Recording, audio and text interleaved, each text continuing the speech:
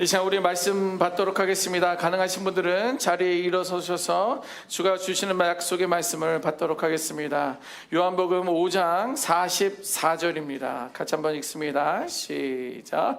너희가 서로 영광을 취하고 하나님께로부터 오는 영광은 구하지 아니하며 어찌 나를 믿을 수 있느냐. 아멘. 하나님께서 우리에게 주신 약속의 말씀입니다. 오늘의 말씀은 예수님께서 유대 지도자들에게 주신 말씀입니다. 당시에 유대인들에게 리더십들이 있었죠. 당시 유대 지도자들은요, 성경을 잘 알고 있었습니다.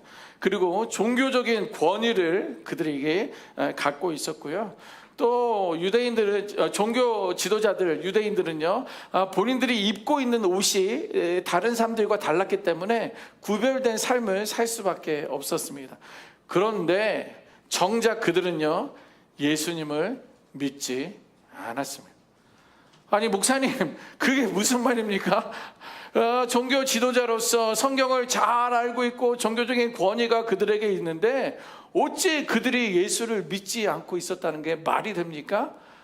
말이 안 되는데 그들은 예수를 믿지 않았어요. 우리가 알고 있는 그 구약 성경의 예수가 지금의 그 모습대로, 그러한 모습대로 올 거라고는 기대하지 않아요. 그럴 수 없다라고 생각을 하고 있습니다.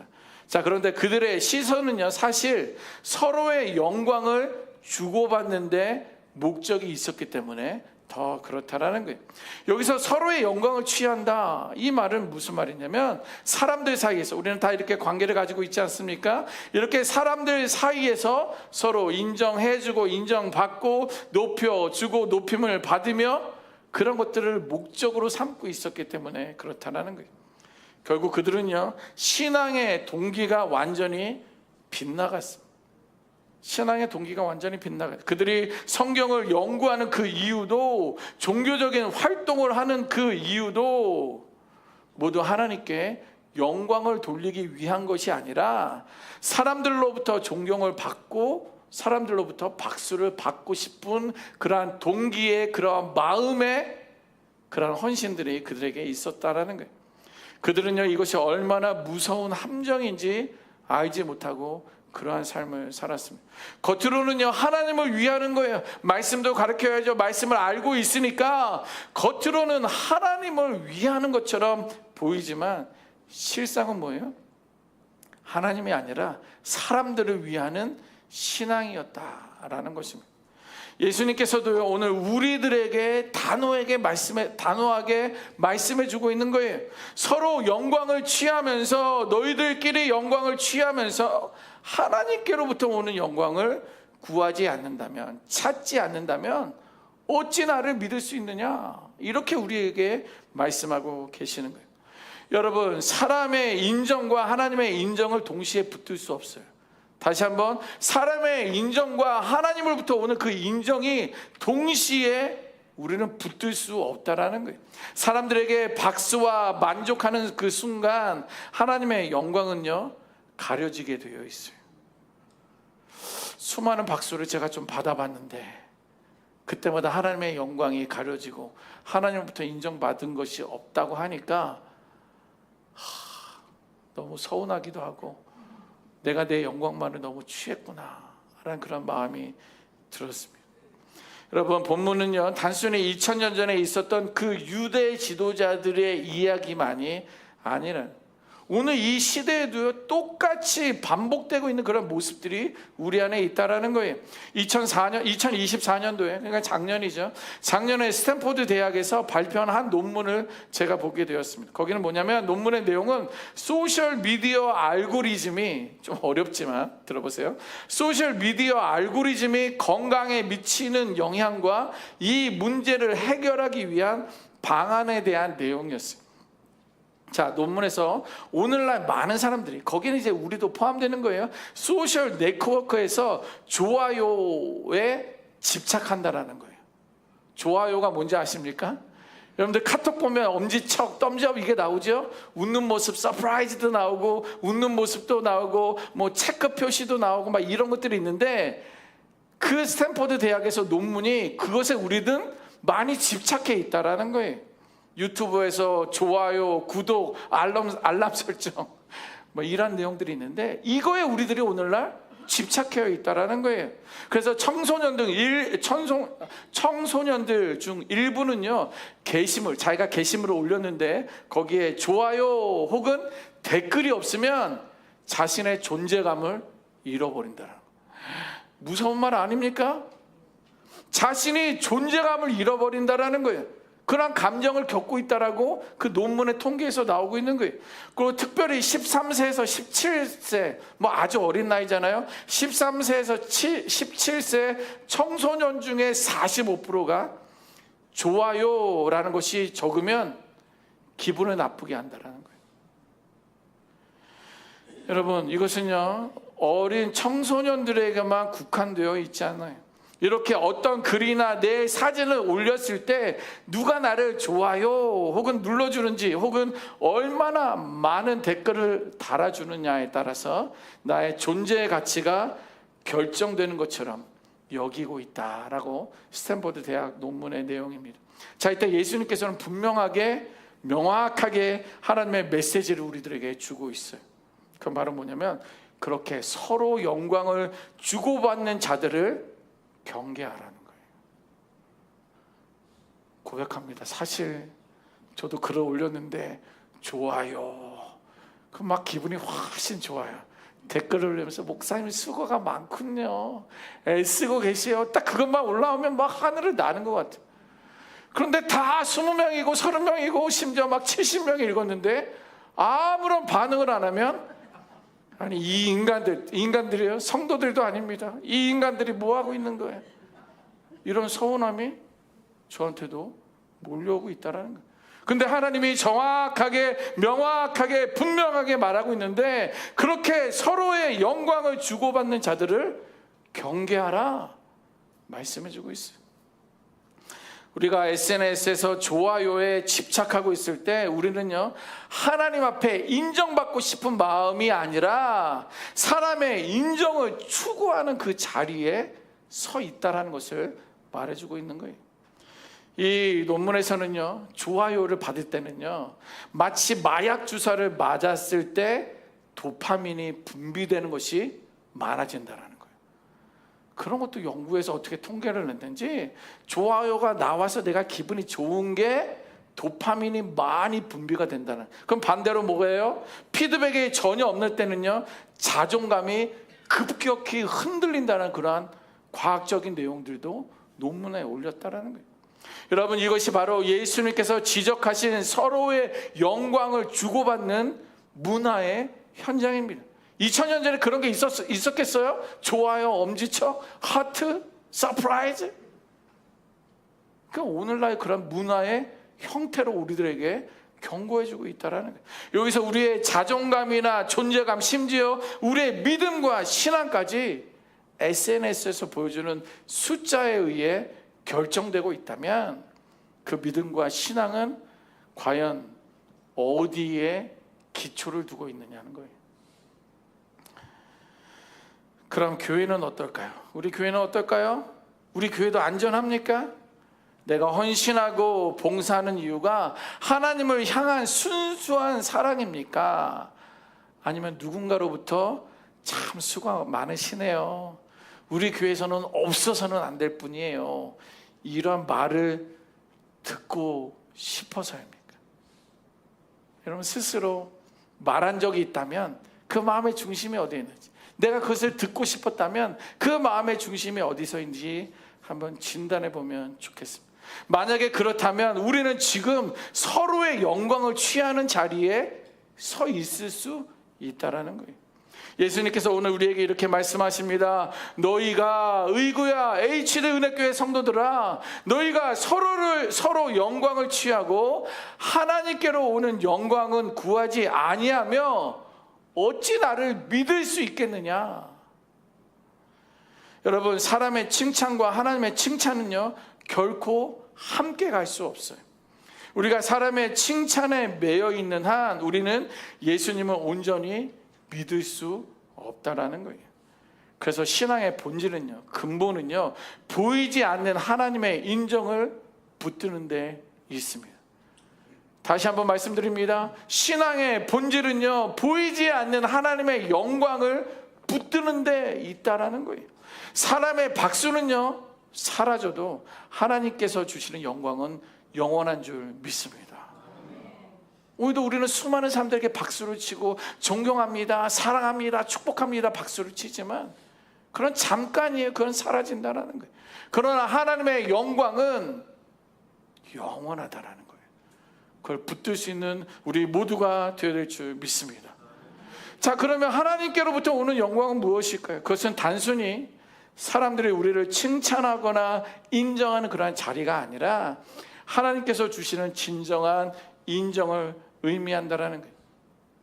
사람들이 주는 영광은 순간적이지만 오늘은 좋아요를 눌렀다 할지라도 우리는 내일은 외면당할 수 있다라는 거예요.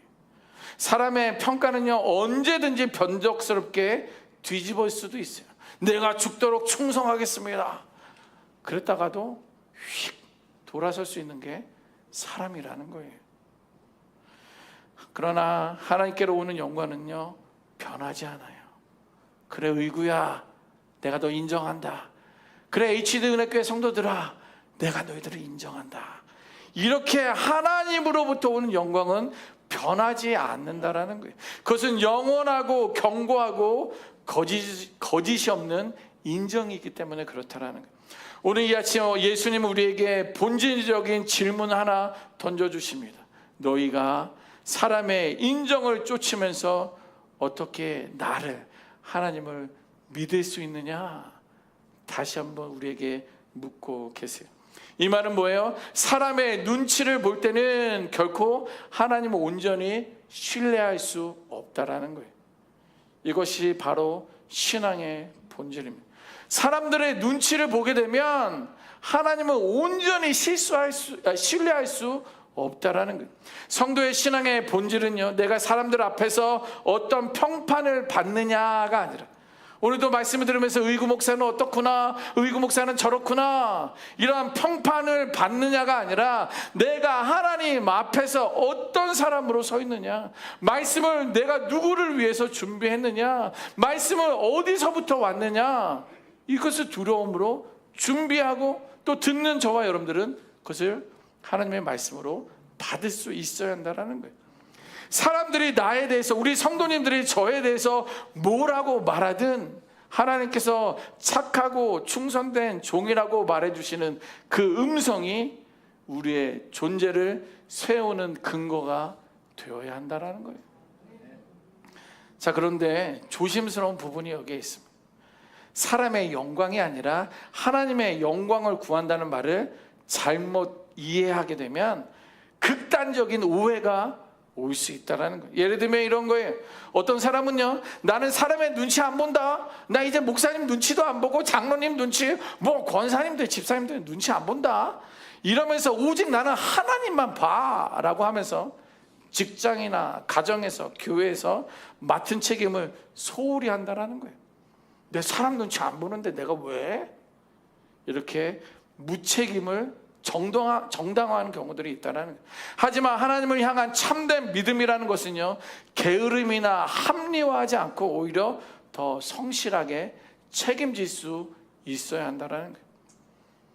또 극단적인 오해는요, 타인에 대한 배려를 결여하는 거예요. 나는 하나님께만 영광을 구하니까 사람들의 마음을 고려할 필요가 없다라고 생각하는 거예요. 그러면서 거친 말이나 행동을 합리화하는 경우들이 있다는 거예요. 내가 기도하는데 왜 누가 나를 가라고 해? 내가 기도하는데 왜 나의 기도를 방해해? 여러분, 하나님의 영광을 구하는 사람은요, 반드시 이웃을 사랑하고 세워주는 태도를 가질 수 있어야 해요. 그런 사람들의 눈치를 보는 게 아니라 하나님께 영광을 돌릴 때 이웃에게도 동일한 마음으로, 생각으로 접근할 수 있어야 된다는 거예요. 또 극단적으로 오해할 수 있는 것은 이런 겁니다. 교회 안에서만 신앙인처럼 행동하는 거예요. 세상에서 대충 살아도 되고 교회에서만 하나님께만 잘 보이면 된다는 생각은요, 같은 맥락에서의 오해일 수 있다라는 거예요. 그러나 진짜 하나님의 영광을 구한다면 예배당 안에서뿐만 아니라 말씀 일상과 사회 속에서도 동일한 삶의 모습들이 우리 안에 있어야 한다는 거예요. 여러분, 하나님의 영광만 구한다는 말은요, 사람들을 무시해도 된다는 그런 뜻이 아니에요. 사람을 의식하기 이전에 하나님을 더 깊이 의식해야 한다라는 것을 우리에게 말씀해 주고 있습니다. 오히려 더 성실하게, 더 배려하고 더 책임 있게 우리는 살아낼 수 있어야 한다는. 사도 바울은요, 갈라디아서 1장 10절에 이렇게 말씀해 주고 있습니다. 우리 한번 같이 한 목소리 읽어볼까요? 갈라디아서 1장 10절입니다. 시작. 이제 내가 사람들에게 좋게 하랴, 하나님께 좋게 하랴, 사람들에게 기쁨을 구하랴. 내가 지금까지 사람들의 기쁨을 구하였다면 그리스도의 종이 아니니라. 아멘. 이 말을 쉽게 풀면 이런 말이에요. 나는 사람들에게 잘 보이려고 일한 것이 결코 아니라는 거예요. 사람들의 기분을 맞추는 것이 목적이라면 나는 그리스도의 종이라고 말할 수 없다라는 거예요. 나는 오직 하나님께만 기뻐하시는 것을 따라야 한다라는 것을 바울이 기록하고 있습니다. 특히 여기서 사람을 기쁘게 하며 하나님을 기쁘게 할 수 있냐, 이런 말은 뭐냐면 사람들 앞에서 무책임하다는 뜻이 아니라 오히려 사람의 평가를 넘어서 하나님의 뜻대로 성실하게 살아가야 한다라는 말씀입니다. 그러므로 하나님의 영광을 구하는 저와 여러분들은요, 내 삶의 주인이 하나님이시기 때문에 세상 속에서 더 정직하게, 더 사랑으로, 더 성실하게 살아가야 될 줄 믿습니다. 사람의 영광을 좇을 때는요, 우리의 신앙은 껍데기가 된다는 거예요. 다시 한번, 사람의 영광을 따라갈 때는, 좇을 때는 우리의 신앙은 껍데기가 된다는 거예요. 그러나 우리가 하나님의 영광을 구할 때는요, 우리의 신앙은 뿌리 깊은 나무처럼 흔들리지 않게 될 줄 믿습니다. 그것을 통해서 우리 안에 뿌리 깊은 그 나무를 통해 풍성하고 윤택하는 열매가 맺히게 된다라는 거예요. 자, 그러나 우리가 신앙생활을 받게 되는 유혹 중에 하나가 뭐냐면 뭐예요? 하나님보다 사람의 눈을 더 의식한다는 거예요. 오늘 말씀을 이렇게 전해도요, 또 교회 밤만 나가면 사람의 눈을 의식해요. 저도 아마 또 그럴 수 있을 거예요. 이렇게 하면 그분들이 나를 어떻게 생각할까? 저렇게 하면 나를 어떻게 생각할까? 이러한 유혹이 하나님보다 사람의 눈을 더 의식한다라는 거예요. 그러므로 매일 같은 질문 앞에 서야 됩니다. 이런 질문이에요. 나는 지금 사람의 영광을 구하며 살고 있는가? 아니면 하나님께서 주시는 영광을 바라보며 살아가고 있는가? 그 질문을 매 순간마다 할 수 있는 우리가 되어야 될 줄 믿습니다.